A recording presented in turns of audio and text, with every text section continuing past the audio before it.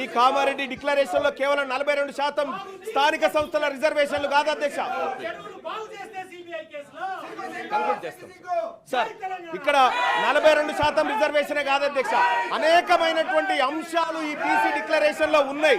కేవలం 42% రిజర్వేషన్ అనే కాదు, మీరు చేయగలిగినటువంటి అన్ని ఉన్నాయి ఇందులో.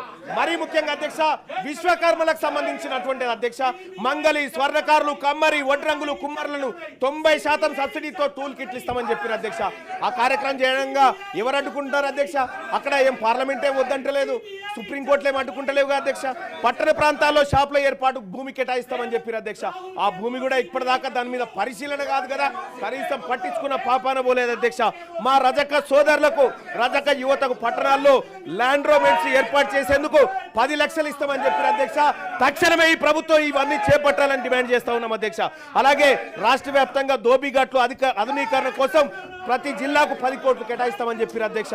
అధ్యక్ష నేను ఈ సభ ద్వారా ఈ తెలంగాణ రాష్ట్రంలో ఉన్నటువంటి బీసీ బిడ్డల తరఫున మాట్లాడుతా ఉన్నా అధ్యక్ష. కాంగ్రెస్ పార్టీ చేయడానికి ఎలాంటి అడ్డంకి లేనటువంటి అంశాలు ఈ మేనిఫెస్టోలో చాలా ఉన్నాయి. వీటిని నెరవేర్చాల్సిందిగా ఇక్కడ ఉన్నటువంటి రాష్ట్ర ప్రభుత్వాన్ని డిమాండ్ చేస్తా ఉన్నా.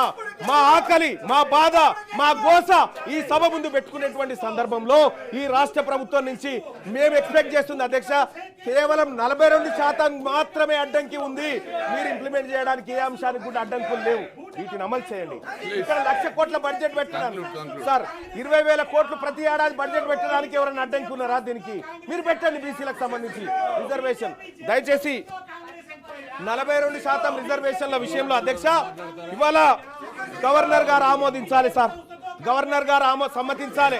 లేకపోతే మొన్న గతంలో సార్ ఇదే ఆనరబుల్ హైకోర్టులో గతంలో కేసీఆర్ గారు 34% రిజర్వేషన్ అన్నప్పుడు ఇగో అగ్రవర్ణాల వాళ్ళు హైకోర్టులో కేసేసి దీన్ని ఆపిరు సార్. ఇలా మళ్ళా ఇంకొక ఆయన పుట్టడానికి గ్యారంటీ ఏంది? ఇలా మళ్ళీ దాన్ని అడ్డుకోవడానికి గ్యారంటీ అధ్యక్ష ఈ మా బీసీల విషయము మాట్లాడుకునే సందర్భంలో బీఆర్ఎస్ పార్టీ ఈ రకంగా అరాచకం చేయడం, ఈ రకంగా దాన్ని అడ్డుకోవడం, సభను డిస్టర్బ్ చేయడం ఇది బాధాకరం సార్. ఇది అత్యంత బాధాకరం. ఇది బీసీలకు సంబంధించినటువంటి అంశం సార్. ఇక్కడ బీసీలకు సంబంధించినటువంటి అంశం చర్చకు వచ్చినప్పుడు బీఆర్ఎస్ పార్టీ చిత్తశుద్ధితో వీళ్ళకి 70 సంవత్సరాలుగా అన్యాయం జరుగుతుందని వచ్చి కూర్చొని మా బాధ వినాలి సార్, మా బాధ వినాలి సార్, మా ఆవేదన వినాలి. అది చేయకుండా కేసీఆర్ గారి పైన కేసు పెట్టినటువంటి ఉద్దేశంతో అదే కేసీఆర్ గారు మా మీద 100 కేసులు పెట్టింది సార్. మేము ఎన్నడూ పట్టించుకోలే. మేము ప్రజాక్షేత్రంలో ఉన్నాం, ఎదుర్కోవడానికి సిద్ధంగా ఉన్నాం. కానీ ఈ రకమైనటువంటి వాదనకు దిగడం, బీసీలకు సంబంధించినటువంటి అంశం చర్చకు వచ్చినప్పుడు ఇది దుర్మార్గమైనటువంటి ఈ చర్య సార్. దీన్ని ఎట్టి పరిస్థితిలో బీసీ సమాజం ఉపేక్షించదంతే తమ ద్వారా తెలియజేస్తున్నాను అధ్యక్ష. బీసీ మంత్రి గారు